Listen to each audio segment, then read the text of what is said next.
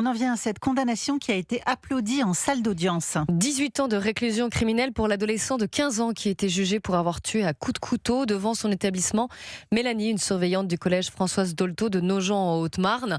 Une peine qui correspond aux attentes pour cette affaire qui avait fortement choqué Mathieu Prior. Oui, cette peine est conforme à celle demandée lors des réquisitions. Lors du délibéré, le tribunal a retenu l'altération du discernement de l'adolescent, estimant qu'il était atteint d'un délire de persécution lors des faits. En juin 2025, le collégien pensait que les surveillants le sermonnaient pour n'importe quelle raison et voulait se venger. Mais le tribunal a écarté la diminution de peine en raison de l'extrême gravité des faits et du manque d'empathie et de remords de l'adolescent. À la sortie du tribunal, les proches de Mélanie se serrent dans les bras et applaudissent la décision de justice.